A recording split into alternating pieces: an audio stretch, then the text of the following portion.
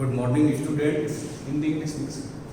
आज हम आपको टॉपिक पढ़ाएंगे strategy for enhancement of food production, कि जो हमारा फूड है उसकी क्वालिटी को कैसे इम्प्रूव करें।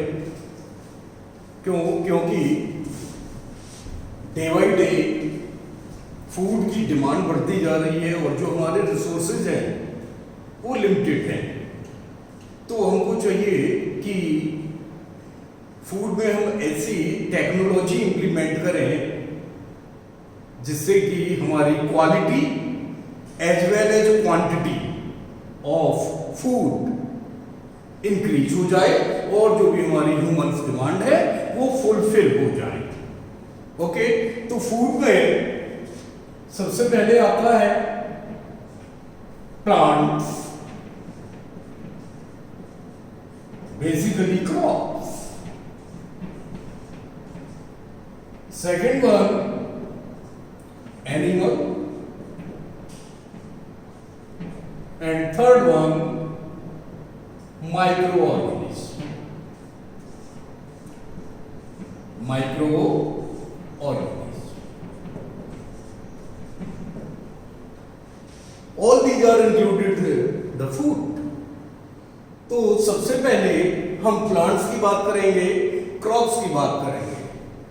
तो ये जो प्लांट्स हैं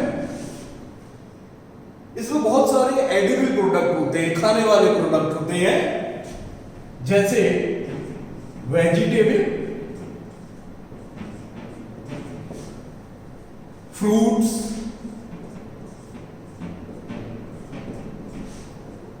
स्टेम, रूट्स, इवन लीव्स, पत्तियां।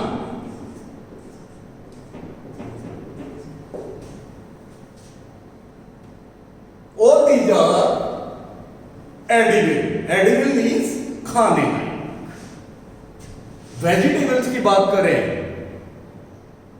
कॉलीफ्लावर है, गोभी है, पत्ता गोभी है, बैंगन है, टमाटर है। All these are come in the category of vegetables. Fruits, apple, orange, banana etcetera, all these are fruits. Stems, sugar cane, गन्ना, आलू, all these are stems. Root की बात करें तो प्याज है, हमारा टर्निप है, हमारी शुगर बीट है। All these are come in the category of roots, जड़। और लीव्स की बात करें तो लीव्स में स्पाइनेच है, पालक, मेथी है। तो ये सारा प्लांट्स में आता है, क्रॉप्स में आता है। तो इस टॉपिक को पढ़ाने से पहले मैं आपको एक एग्जाम्पल दे रहा हूं। प्लांट से भी रिलेटेड है, एनिमल से भी रिलेटेड है और माइक्रो ऑर्गेनिज्म से भी रिलेटेड है, कि आखिरकार हमको क्यों जरूरत पड़ रही है फूड प्रोडक्शन में टेक्नोलॉजी इंप्लीमेंट करने की। कि प्लांट से रिलेटेड एक एग्जांपल है कि मेरे पास एक खेत है, एक फील्ड है, उतने ही बराबर का एक मेरे पड़ोसी के पास फील्ड है। तो मैं जो गेहूं उगा रहा हूं, वीट, वो एक साल में मैं 10 कुंटल उगा पा रहा हूं। और मेरे गेहूं की रोटी का जो टेस्ट है या जो न्यूट्रिएंट वैल्यू है गेहूं में, वो बहुत कम है और जो रोटी है वो टेस्टलेस है। लेकिन जो मेरा पड़ोसी है उसके खेत में, उतने ही एरिया में 10 कुंटल से ज्यादा गेहूं हो रहा है और उसकी जो रोटी है वो काफी मुलायम है और उसमें जो कार्बोहाइड्रेट और भी न्यूट्रिटिव वैल्यू होती है वो बहुत ज्यादा है। तो आखिर ऐसा क्या डिफरेंस है? तो उसने जो व्हीट ग्रेन्स को बोया खेत काफी अच्छी वैरायटी का था, बहुत अच्छी ब्रीड का था। Variety of anything concerning with the vegetable is known as the breed. Breed का मतलब होता है कि हमें जैसे बहुत सारे एग्जाम्पल होते हैं कि गेहूं की बहुत सारी वैरायटीज होती हैं, चावल की बहुत सारी वैरायटीज होती हैं। तो हम लोग क्या करते हैं कि इस पर्टिकुलर क्रॉप में कुछ ऐसी टेक्नोलॉजी इंप्लीमेंट कर दें, कुछ उसके अंदर जेनेटिक मैनिपुलेशन कर दें कि जो उसका जीन है उसमें कुछ ऐसे मैनिपुलेशन कर दें कि जो पर्टिकुलर क्वांटिटी और क्वालिटी है वो इंक्रीज हो जाए और जो हमारी नीड्स है, ह्यूमंस की नीड है, वो फुलफिल हो जाए। अब हम बात करते हैं एनिमल्स की। एनिमल्स में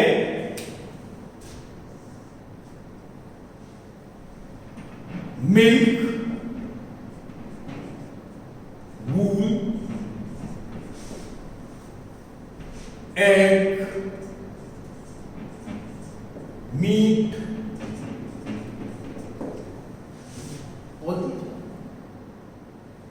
तो ये सारी चीजें हमें एनिमल से मिलती हैं। इसका भी एक एग्जांपल दे रहा हूं कि मेरे पास एक गाय है, वो एक दिन में 10 लीटर दूध दे रही है और उसके अंदर जो केसीन प्रोटीन है वो ज्यादा बढ़िया नहीं, मीन्स दैट उसकी न्यूट्रिटिव वैल्यू जो है वो नहीं है।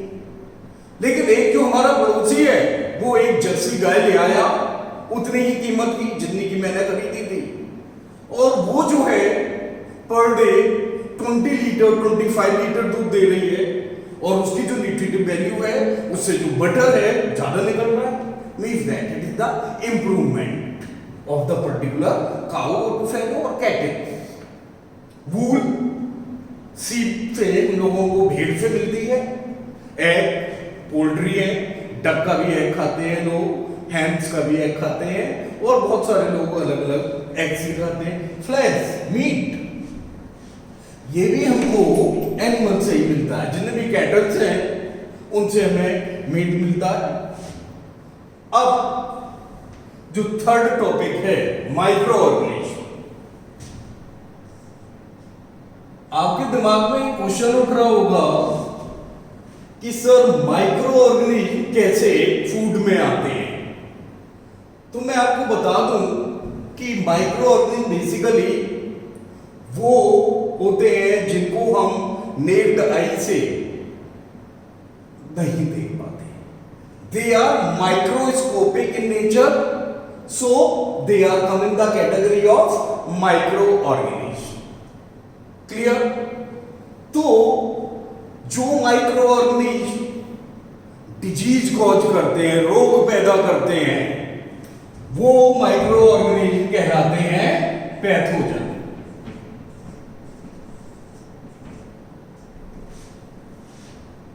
और हार्मफुल बेसिकली माइक्रो ऑर्गेनिज्म में बैक्टीरिया आते हैं। बैक्टीरिया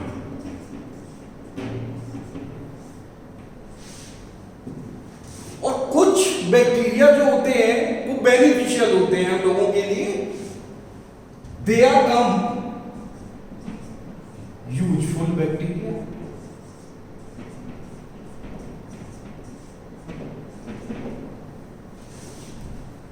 तो ये यूजफुल जो बैक्टीरिया है इसमें हम सभी लोग दही खाते हैं जिसको कर्ड बोलेंगे। कर्ड और डेयरी में, डेयरी इंडस्ट्रीज में, डेयरी का मतलब जो डेयरी प्रोडक्ट मिलते हैं, हम लोग एक बैक्टीरिया होता है बेटा लैक्टोबैसिलस।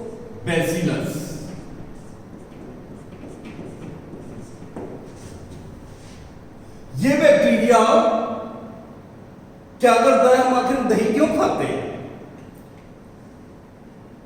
दही खाने से जो हमारी एब्जॉर्प्शन ऑफ फूड है, एब्जॉर्बिविटी है, अवशोषण करने की क्षमता जो है खाने की वो बढ़ जाती है। और जो लैक्टोबैसिलस है ये क्या करता है, हमारे स्मॉल इंटेस्टाइन में सरफेस एरिया को बढ़ा देता है और जिससे कि मैक्सिमम से मैक्सिमम खाना जो एब्जॉर्ब हो सके, डाइजेस्टेड जो फूड है वो एब्जॉर्ब। दूसरी बात करते हैं दूसरे बैक्टीरिया की, यूजफुल बैक्टीरिया की।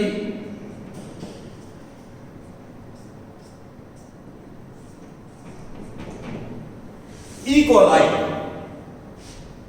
ये बैक्टीरिया हमारे जो ह्यूमन बीइंग्स हैं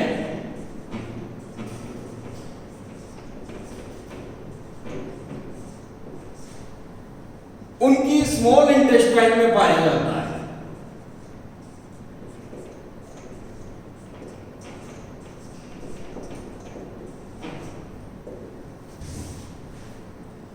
जहां पर ये बैक्टीरिया हमारे खाने के अवशोषण को, एब्जॉर्प्शन को इंक्रीज कर देता है। नेक्स्ट बैक्टीरिया बता रहा हूं मैं आप लोगों को,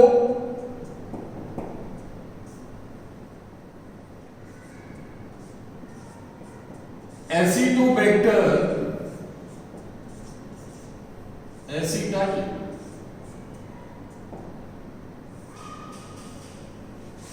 ये बैक्टीरिया ब्रूइंग इंडस्ट्रीज में, मीन्स दैट जहां पर वाइन प्रोडक्शन होता है, जहां पर अल्कोहल और बीवरेज बनते हैं, जहां पर बियर प्रोडक्शन होता है, अल्कोहल इंडस्ट्रीज में इसका बहुत यूज किया जाता है। And this one bacteria convert the sugar syrup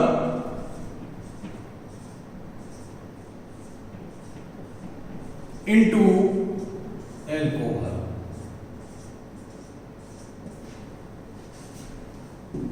तो ये सब जो बैक्टीरिया है, माइक्रो ऑर्गेनिज्म हैं, इनके अंदर हम कुछ ऐसे चेंजेस कर देते हैं कि जिससे इनकी जो क्वालिटी है, जो इनकी पावर ऑफ कैपेसिटी है, काम करने की जो क्षमता है वो बढ़ जाती है। तो अब हम सबसे पहले प्लांट्स की बात करते हैं, क्रॉप्स की बात करते हैं कि आखिर कैसे हम लोग स्ट्रेटेजी इंप्लीमेंट करेंगे, टेक्नोलॉजी इंप्लीमेंट करेंगे। तो सबसे पहले हम बात कर रहे हैं कल्चर की कि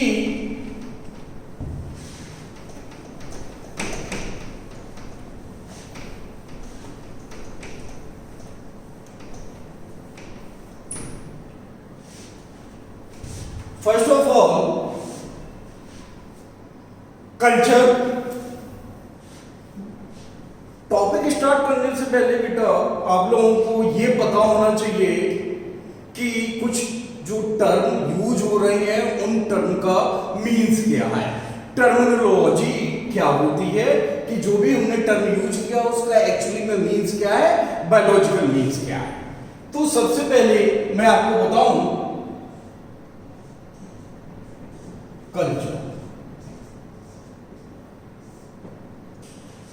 कल्चर का मतलब होता है कि किसी भी सेल को बल्क अमाउंट में पैदा करना, ग्रोन अप करवाना। मीन्स दैट कोई भी सेल है, जैसे हम लोगों को खाना चाहिए अपनी वाइटल एक्टिविटी को परफॉर्म करने के लिए, कि सोना है, पढ़ना है, लाइक दैट उस सेल को भी डिफरेंट एक्टिविटीज करने के लिए एनर्जी की आवश्यकता है। और एनर्जी कहां से मिलेगी, जो सेल जिस मीडियम में रखी है। ठीक है, तो दूसरा पॉइंट कल्चर मीडियम।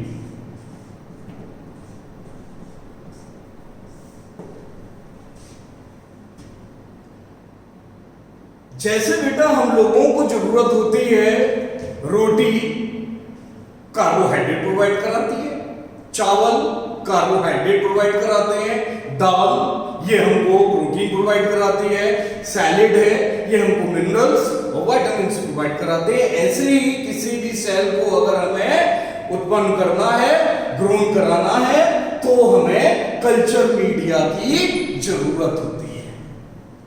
तो कल्चर का मतलब होता है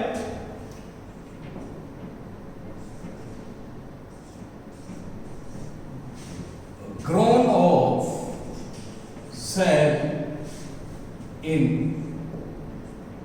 बल्क अमाउंट। बल्क अमाउंट का मतलब भारी मात्रा में, बल्क अमाउंट।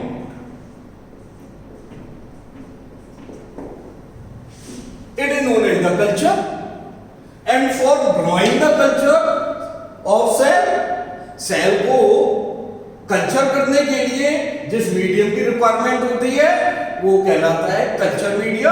मैं डेफिनेशन लिख दे रहा हूं, the medium in which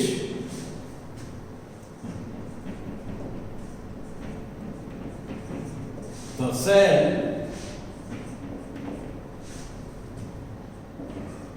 is cultured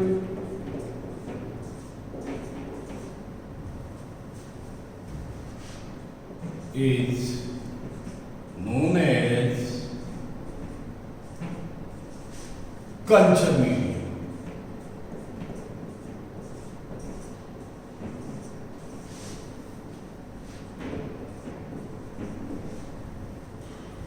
अलग अलग सेल को, प्लांट की सेल है उसको ग्रो कराने के लिए अलग कल्चर मीडिया यूज करते हैं, एनिमल सेल है उसको ग्रो कराने के लिए हम लोग अलग मीडिया यूज करेंगे, और बैक्टीरिया है उसको ग्रो कराने के लिए अलग मीडिया यूज करेंगे, फंगी है उसको ग्रो कराने के लिए अलग मीडिया यूज करते हैं। तो ये जो सेल होती है इसको जब हम ग्रो कराते हैं किसी कल्चर मीडिया में तो हम लोगों को एसेप्टिक कंडीशन मेंटेन करनी पड़ती है। एसेप्टिक का मतलब बहुत साफ सफाई रखनी पड़ती है। क्यों? क्योंकि हमारे चारों तरफ जो माइक्रो ऑर्गेनिज्म है वो प्रेजेंट रहते हैं, और वो अगर मीडिया बनाते टाइम पर प्लांट की सेल को ग्रो कराना है और मीडिया जब हम बना रहे थे तो बैक्टीरिया अगर चला गया तो वो कंटामिनेशन कर देगा। Clear point? तो एक मैं एग्जांपल दे रहा हूं कि अलग अलग मीडिया बनाने, अलग अलग सेल को ग्रो करने के लिए अलग अलग मीडिया यूज होते हैं। कि for example mostly plant cell को अगर हमें ग्रो कराना है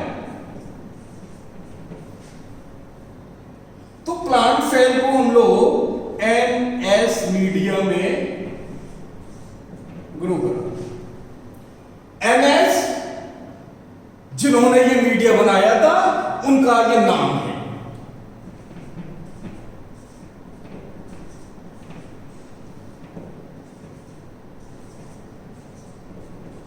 इसको मैरिसिक एस फॉर इसको मीडिया। प्लांट सेल को जनरली हम लोग इसमें यूज कराते हैं, ग्रो कराते हैं। दूसरा,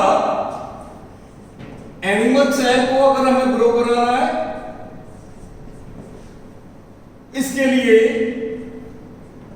हम लोग ब्लड अगार मीडिया ले लेते हैं।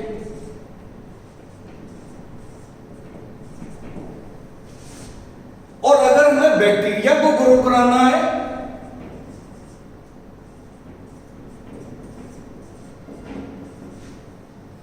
इसके लिए हम लोग न्यूट्रिएंट अगार और न्यूट्रिएंट ब्रोथ मीडिया है।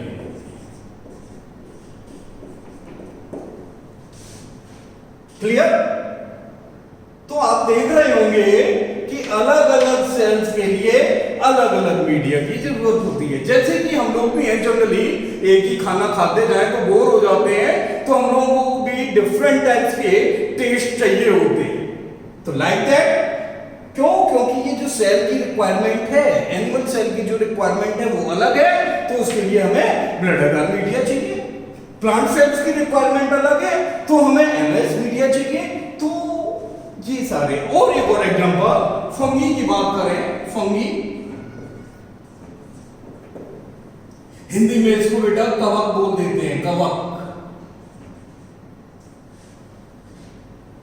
इसको अगर हमें ग्रो कराना है तो बेटा हम लोग इसको पोटैटो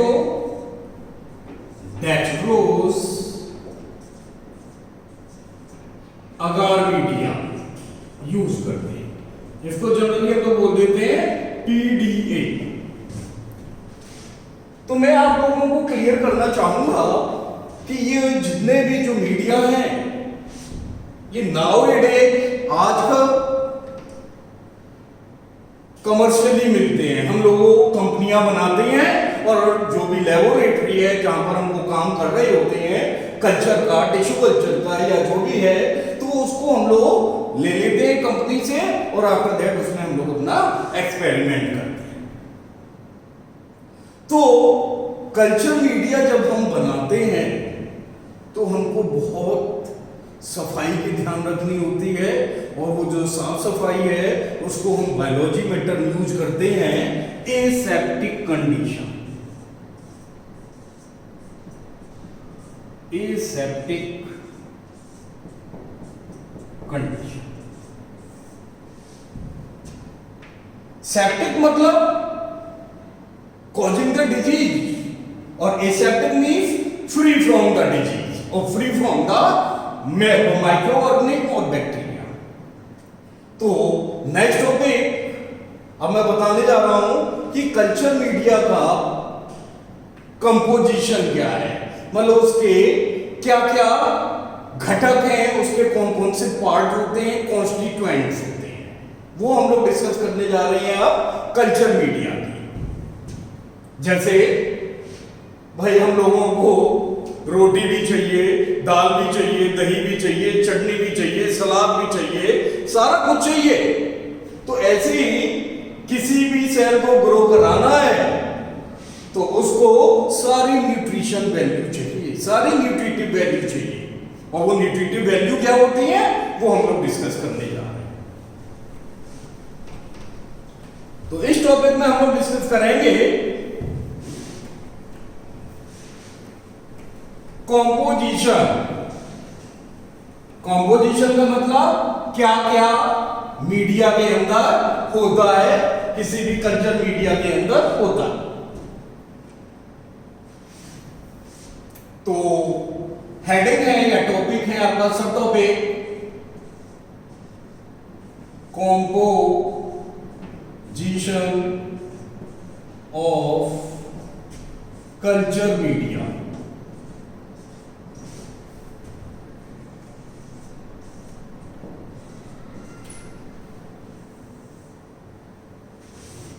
किसी भी सेल को ग्रो कराना है तो हमें एनर्जी की रिक्वायरमेंट होती है, और वो एनर्जी हमें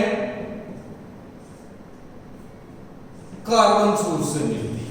इससे कार्बन सोर्स, कार्बन सोर्स क्या हो सकते हैं? Sucrose, glucose.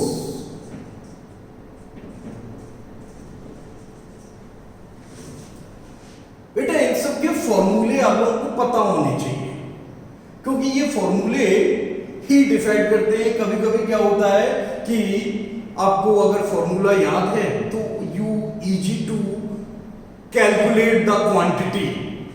Means that sucrose का जो फॉर्मूला है C12H22O11, और ग्लूकोज एक जनरली है, इसका फॉर्मूला होता है C6H12O6।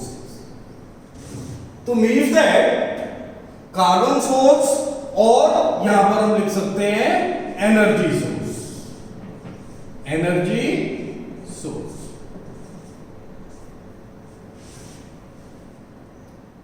नेक्स्ट हम लोग कल्चर मीडिया में और क्या होना चाहिए, विटामिन्स।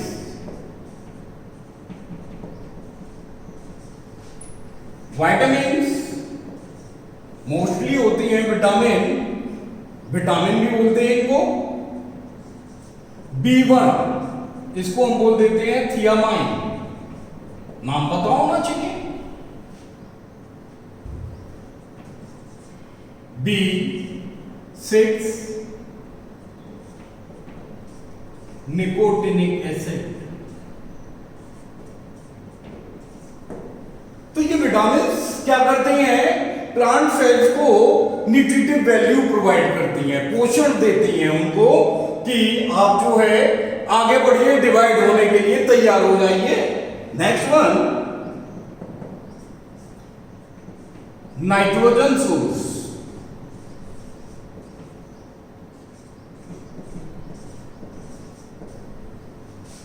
भाई हम लोगों को तो दालें नाइट्रोजन प्रोवाइड करती है, प्रोटीन प्रोवाइड करती है, जिससे कि हमारे अंदर अमीनो एसिड बनते हैं। ऐसे ही प्लांट सेल्स को भी नाइट्रोजन सोर्स की रिक्वायरमेंट होती है, और वो मीडिया में अमीनो एसिड की फॉर्म में पड़ा होता है, अमीनो एसिड। और वो अमीनो एसिड मोस्टली कौन कौन से होते हैं, ग्लूटामिक एसिड और एस्पार्जिन, ये बेटा अमीनो एसिड है। नेक्स्ट वन रिक्वायरमेंट होती है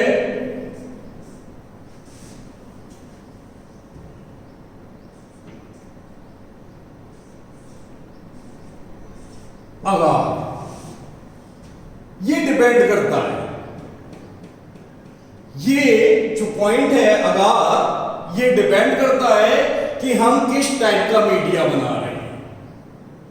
अगर हम सॉलिड मीडिया बना रहे हैं, ये अभी मैं आगे डिस्कस करूंगा,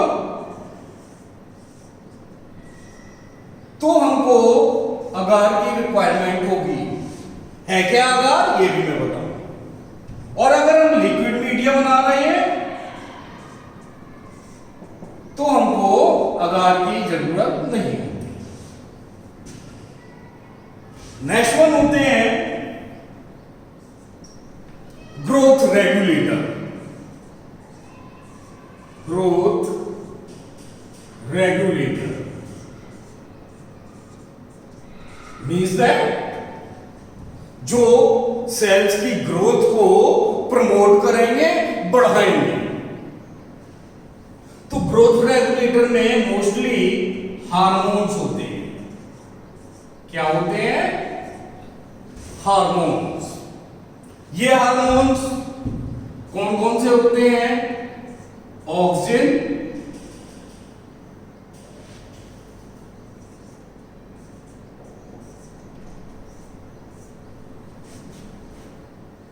या इसको हम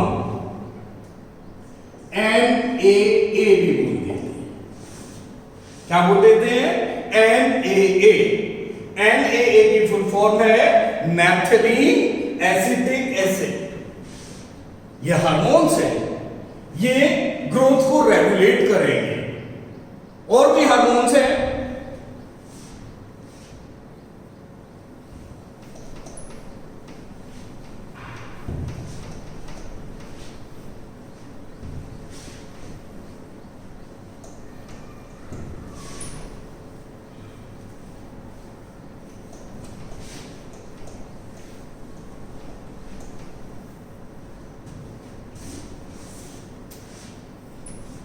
so full form of NAA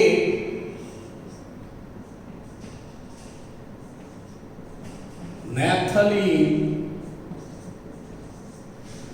acetic acid.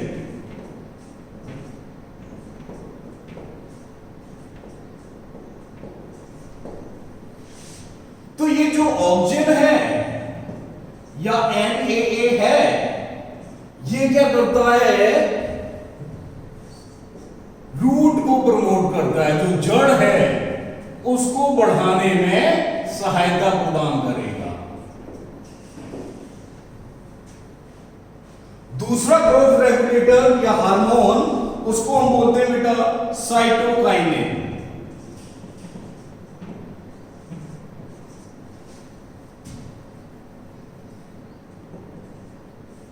Generally PAG। ये क्या करता है, ये हमारे शूट का मतलब तना, शूट को प्रमोट करेगा।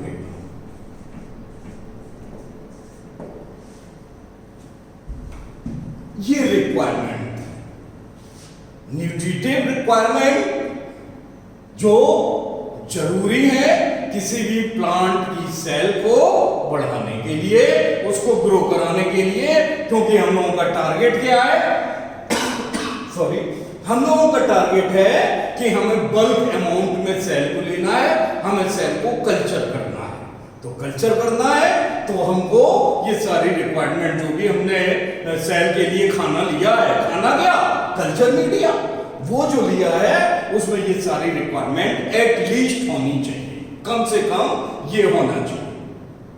ओके, नेक्स्ट हम बात करने जा रहे हैं कि जब हम मीडिया बनाते हैं तो कौन कौन सी कंडीशंस अप्लाई होती हैं, कौन कौन सी प्रिकॉशंस या जो मेजरेबल प्रिकॉशंस हैं, स्टैंडर्ड है, उनको हमें फॉलो करना होता है कि अगर हमने वो नहीं किए तो हमारे जो मीडिया है उसके अंदर कंटामिनेशन आ जाएगा। कंटामिनेशन का मतलब वो खराब हो जाएगा, डिस्टर्ब हो जाएगा। तो सबसे पहले जो हमने लिया मीडिया, उस मीडिया को जब हम बनाते हैं तो सबसे पहले जो हम वेसल्स लेंगे, वेसल्स का मतलब कांच का बर्तन, बीकर बोलते हैं, बीकर, और जनरली उसको हम लोग ग्लास वेयर बोल रहे हैं। तो वो जो ग्लास वेयर है वो माइक्रो ऑर्गेनिज्म फ्री होने चाहिए, उसके अंदर कोई भी बैक्टीरिया का स्पोर, क्यों, बैक्टीरिया दिखेगा तो है नहीं, माइक्रोस्कोपिक है, बैक्टीरिया का स्पोर नहीं होना चाहिए, कोई फंगल स्पोर नहीं होना चाहिए, या कोई भी कंटामिनेशन नहीं होना चाहिए। कंटामिनेशन का मतलब विच कॉज और विच अफेक्ट अवर मीडिया जो हम बनाने जा रहे हैं। तो ग्लास वेयर्स को हम लोग क्या करते हैं बेटा, स्टरलाइज करते हैं।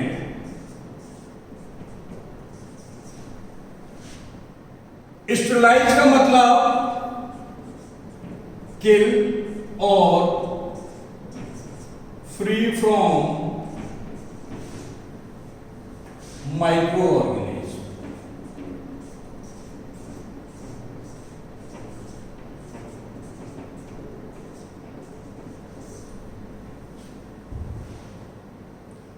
जैसे मैं आपको बता दूं कि अगर हम लोग कभी नीडल लगवाने जा रहे हैं, इंजेक्शन टिटनेस का या जो भी है वैक्सीन, तो सबसे पहले डॉक्टर जब नीडल निकालता है तो उसको स्पिरिट से या अल्कोहल से साफ करता है।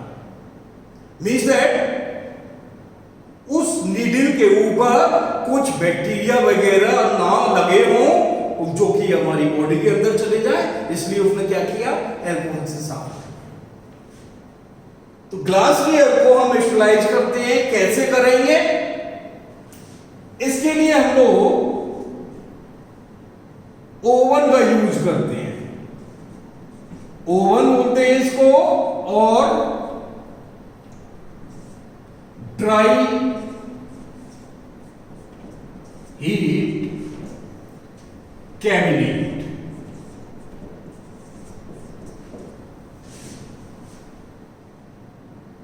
हम लोग जो भी ग्लासवेयर, जो भी हमारे उपकरण हैं जिनको हम यूज करने जा रहे हैं मीडिया प्रिपरेशन में, जैसे हम लोग घर में खाना बनाने के लिए बर्तन यूज करते हैं, जैसे मीडिया बनाने के लिए लेबोरेटरी में हम लोग ग्लासवेयर यूज करेंगे। तो इन ग्लासवेयर को हम लोग प्रॉपर्ली पहले टैप वाटर से, मतलब पानी से अच्छे से धो देंगे नल से, उसके बाद में हम लोग डिस्टिल्ड वाटर से धोते हैं। डिस्टिल्ड वाटर का मतलब होता है कि उसमें किसी भी प्रकार के कोई भी इम्प्योरिटीज नहीं है, अशुद्धता नहीं है। तो उसमें उसको हम ग्लासवेयर को हवा में सुखाते हैं। उसे सुखाने के बाद उसको ब्राउन पेपर में रैप कर देंगे, लपेट देंगे, और उसके बाद ओवन में हम लोग रख देते हैं। ओवन में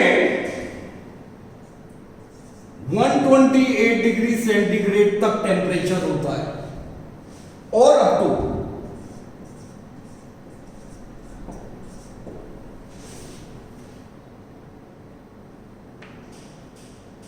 आप लोगों को यह क्वेश्चन स्ट्राइक कर रहा होगा कि सर कांच का है, इतने टेम्परेचर पे जाके तो चटक जाएगा। तो बेटा मैं आप लोगों को बता दूं कि जितने ये लेबोरेटरी में ग्लासवेयर यूज होते हैं वो बोरोसिलिकेट के होते हैं। किसके? Borosilicate. And it is the thermal resistant. Borosilicate property रखता है कि वो मैक्सिमम से मैक्सिमम टेम्परेचर को अपने अंदर रजिस्ट कर लेता है। Means that temperature is not affected the borosilicate glassware. अब वो जैसे ही 128 degree centigrade up to temperature पर हम लोग एटलीस्ट 30 मिनट्स के लिए रखेंगे। आफ्टर दैट स्विच ऑफ कर देते हैं और उनको ठंडा होने का वेट करते हैं। तो ये तो रही बात हमारी ग्लासवेयर की या वेसल्स की। अब जो हमें मीडिया है, जो हमने मीडिया इस ग्लासवेयर में लिया, जहां हम बनाते हैं, वो मैं आपको बता दूं कि हम मीडिया को इस ग्लासवेयर में बनाते हैं तो एक बेटा कैबिनेट होती है। कैबिनेट का मतलब एक छोटा सा रूम होगा और उसके अंदर एक इंस्ट्रूमेंट रखा होता है,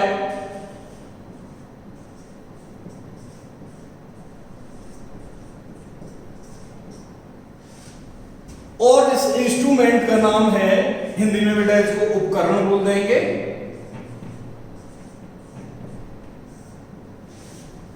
ये जो इंस्ट्रूमेंट है इसको कहते हैं हम भाई लैमिनार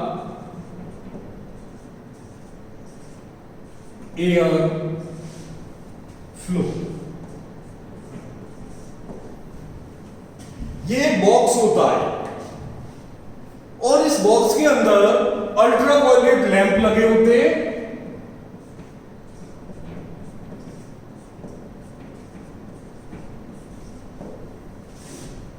अगर हमें मीडिया बनाना है तो मीडिया बनाने से पहले आधा घंटे पहले या 15 मिनट पहले हम लोग अल्ट्रावायलेट लैंप को ऑन कर देते हैं। अल्ट्रावायलेट क्या करती है कि जितने भी उस कैबिनेट के अंदर बैक्टीरिया या फंगस के स्पोर हैं उनको किल कर देती है। Ultraviolet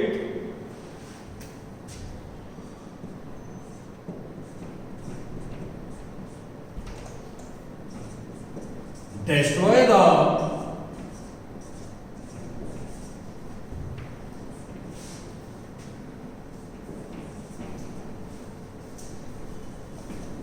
microorganism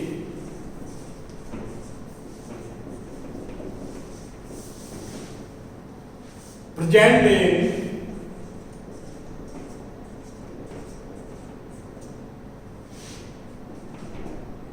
laminar air।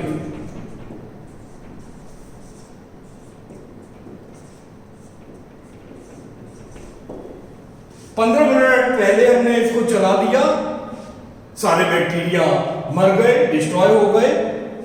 अब उसके बाद में जो प्लेटफॉर्म है जहां पर हमें काम करना है, जैसे हम लोग जनरली रोटी बनाते हैं तो सेल्फ पर बनाते हैं, ऐसे ही अगर हमें कोई भी प्रिपरेशन करनी है लेबोरेटरी में, लैमिनार एयर फ्लोर में, तो एक प्लेटफॉर्म होता है। उस प्लेटफॉर्म को हम लोग कॉटन लेकर अल्कोहल में डिप करके उसको उसको हम लोग यूनिडायरेक्शनली साफ करते हैं। प्लेटफॉर्म भी साफ हो गया, क्यों? क्योंकि पता नहीं इस सरफेस पर कितने बैक्टीरिया या माइक्रो ऑर्गेनिज्म प्रेजेंट है। अल्ट्रावायलेट ने जो स्पेस था उसके अंदर के बैक्टीरिया मार दिए, और जो हमारा एल्कोहल था उसने हमारे सरफेस के बैक्टीरिया मार दिए। Means that it is totally sterilised. Laminar air flow में एक बेटा फिल्टर होता है। मैं आप लोगों को बता दूं कि एयरपोर्ट पर या बड़े बड़े मॉल में जाएं, जब एंट्री करते हैं तो वहां पर भी एक फिल्टर लगा होता है। तो ये जो फिल्टर होता है इसको हम कहते हैं HEPA filter.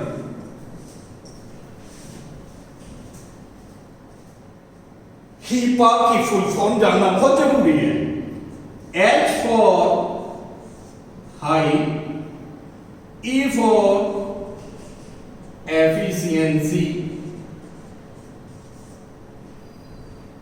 P for perforated,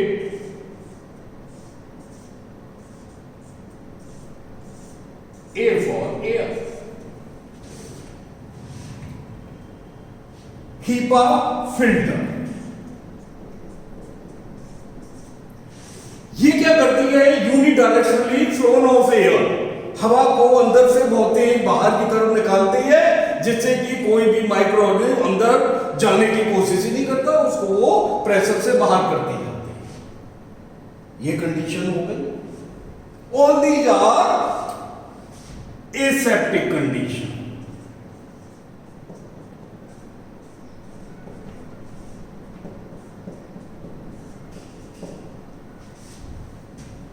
मैं आप लोगों को बताना चाहूंगा कि जब हम लोग ये काम करते हैं, प्रिपरेशन ऑफ कल्चर मीडिया करते हैं, तो हम लोगों को भी मास्क, हाथों में ग्लव्स और सर का कवर रखना होता है। इवन हम लोगों को आई शील्ड भी लगानी पड़ती है। क्यों? क्योंकि पता नहीं कि कौन सा बैक्टीरिया हमारी आईज में एंट्री कर जाए। अब हम लोगों ने मीडिया बना लिया।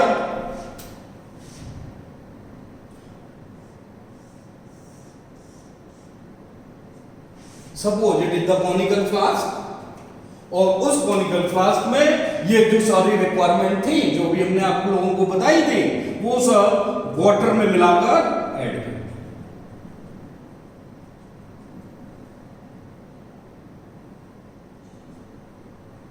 अब इसमें हम लोग एक कॉटन प्लग लगा देते हैं। कॉटन प्लग का मतलब एक रुई का खुद बनाकर एक कैप होता है, जैसे बोतल का कैप होता है, ऐसे हम लोग कॉटन को टाइट बाउंड अप करके इसके अंदर इंसर्ट कर देते हैं। और इतनी टाइट होनी चाहिए कि जब हम कॉटन को निकालें तो पॉप साउंड की आवाज आए। Means that it is the air tight. अब इसको मीडिया को देखिए कितनी एसेप्टिक कंडीशन मेंटेन करनी है। अब जो हमने मीडिया बनाया है, इस मीडिया को हम लोग फिर स्टेरिलाइज करते हैं। बहुत बेटा ये जो रिसर्च है, मैं आप लोगों को क्लियर कर दूं, टाइम कंज्यूमिंग होती है, प्लस इसमें बहुत पेशेंस रखना होता है। कोई भी डिस्कवरी ऐसे ही नहीं हो जाती इजीली, काफी साल लग जाते हैं किसी भी रिसर्च को करने के लिए और फाइनल टारगेट को प्राप्त करने के लिए। अब इसको हम स्टेरिलाइज करेंगे। ये जो हमने मीडिया बनाया है, इसको स्टेरिलाइज हम लोग ओवन में नहीं रख सकते। क्यों? क्योंकि ये जो मीडिया है, ये मीडिया हमारा हीट लेवाइल होता है। अगर टेम्परेचर ड्राई टेम्परेचर पड़ा तो ये हमारा मीडिया खराब हो जाएगा। तो इसके लिए फॉर ऑटोक्लेविंग द मीडिया, अभी हम बताने जा रहे हैं आप लोगों को,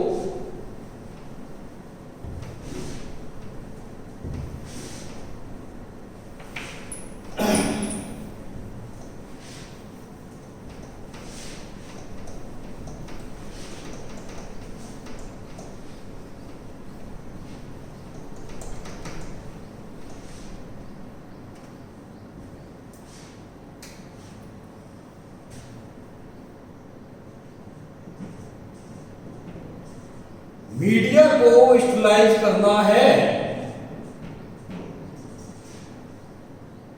तो उसके लिए हम लोग क्या करते हैं, एक मशीन होती है जिसको हम कहते हैं ऑटोक्लेव।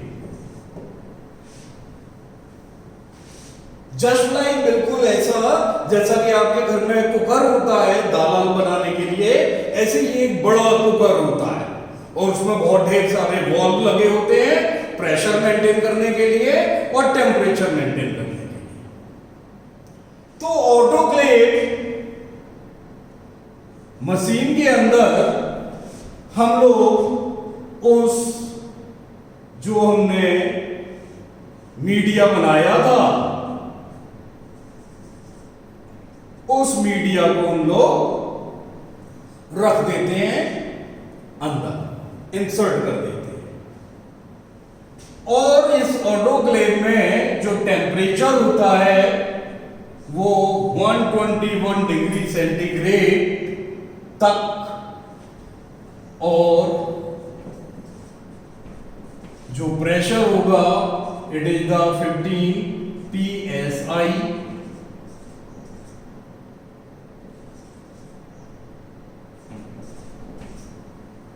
और जो टाइम होता है वो एटलीस्ट 20 मिनट। हर मशीन का अलग अलग प्रिंसिपल होता है। ऐसे ऑटोक्लेव मशीन है, उसके अंदर ये कंडीशंस होती हैं।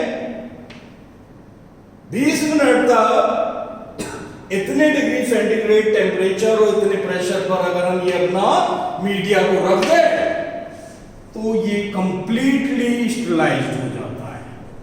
It becomes to completely sterilize. Sterilize का मतलब फ्री फ्रॉम माइक्रोब। अब बात आती है, मैंने अभी आपको बताया था रिक्वायरमेंट में अगार वर्ड यूज किया था। तो बेसिकली जो मीडिया है,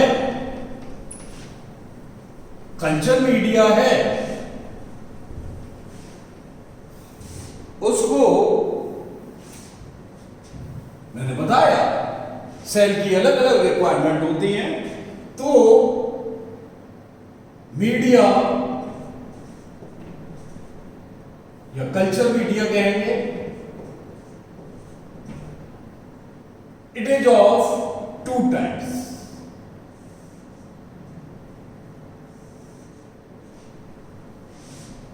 culture media basically 2 types on the basis of constituency.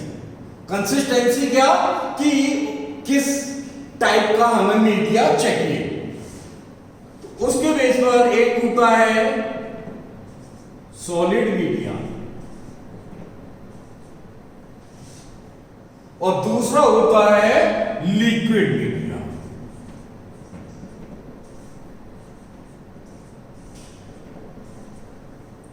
इसको हम जनरली सस्पेंशन भी बोल देते हैं। क्या बोलते हैं? सस्पेंशन।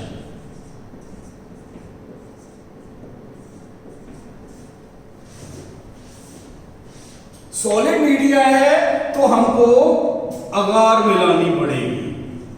जनरली हम लोग ये वर्ड यूज करते हैं, टर्म यूज करते हैं अगार अगार। ये है क्या? ये अगार अगार एक सॉलिडिफाइंग एजेंट होता है।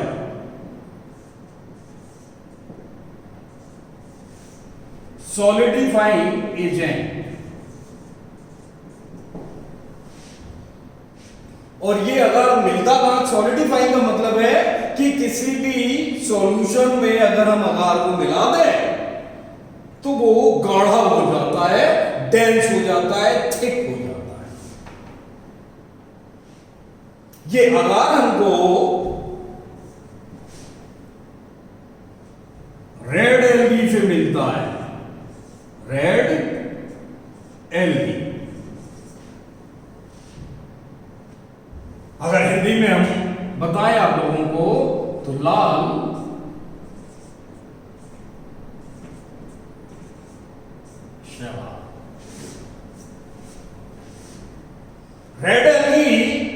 हमेशा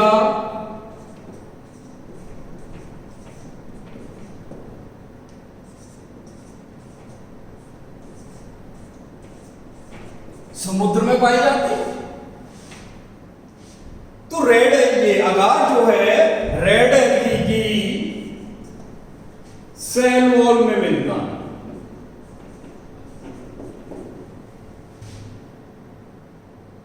हम लोग रेड एल्गी कलेक्ट कर लेते हैं और उसको बॉइल्ड करते हैं। बॉइल्ड करना, उबालते हैं पानी में।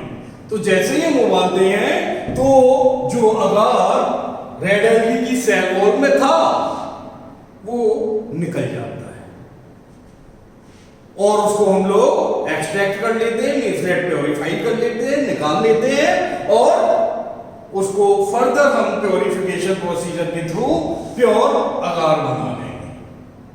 तो ये तो हमने बताया कि अगार प्राप्त कहां से होता है, मिलता कहां से है, और दूसरा हमने बताया कि उसका काम क्या है। तीसरा अगार के बारे में बता रहा हूं कि अगार जो है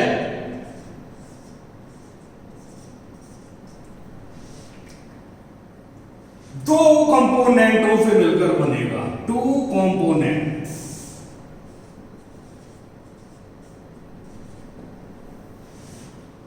और वो 2 कंपोनेंट्स होते हैं, पहला एग्रोस,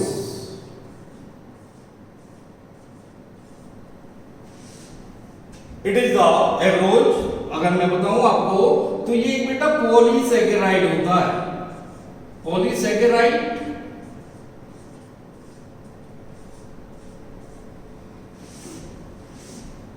और दूसरा होता है एग्रो पैक्टिन। इन दोनों से मिलकर अगार बनता है और अगार क्या काम करेगा, सॉलिडिफाइंग एजेंट का काम करेगा। अगर हमें सॉलिड मीडिया चाहिए, ठोस चीज चाहिए, ठोस खाना चाहिए। ये पॉइंट क्लियर हुआ। फर्दर आई रिपीट, मैं फिर आप लोगों को दोहरा दे रहा हूं कि सॉलिड मीडिया बनाना है तो अगार का यूज करेंगे। And this one agar is obtained from the red algae, लाल शैवाल से मिलता है। और ये रेड एल्गी समुद्र में पाए जाते हैं और उसको ही रेड एल्गी की सेल वॉल में ये पाया जाता है। उस सेल वॉल को हम लोग पानी के अंदर बॉइल कर लेते हैं। आफ्टर दैट उसमें से एक्सट्रैक्ट आउट करके अगार निकाल लेते हैं। अगार के 2 कंपोनेंट, एक एग्रोज और एक agaropectin. It is clear now. Media बन गया। अब हम लोग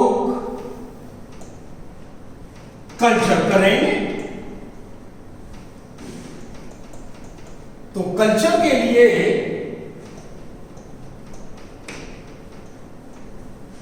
क्या करना होता है और बता रहा हूं मैं आप लोगों को। कल्चर मीडिया खाना तैयार है।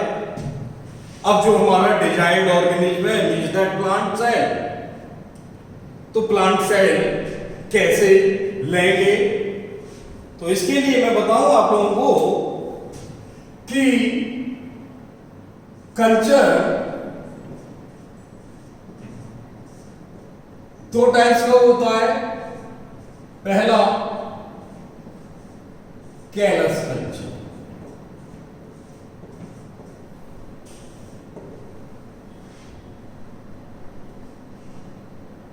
Callus culture.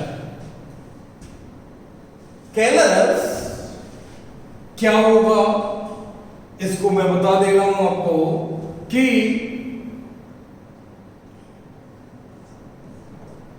It is a method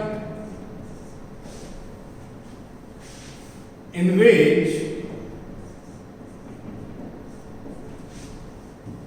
the cell or explant, यह भी मैं बताऊंगा आप लोगों को एक्सप्लांट क्या होता है। सेल और explant divide and to form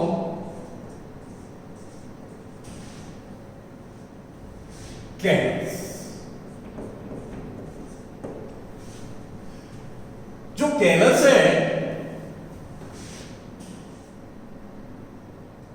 unorganised मास, हम इसको ऐसे भी लिख सकते हैं अनडिफरेंशिएटेड और unorganized mass of cell is known as callus. Explant, ये हमने वर्ड यूज किया। एक्सप्लांट का मतलब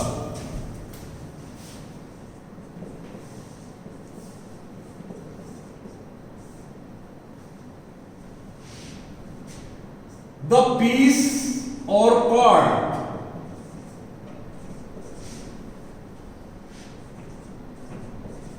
part of plant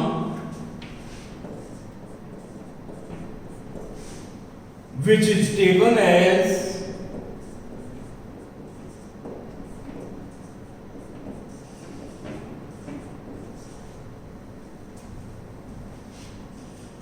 experimental,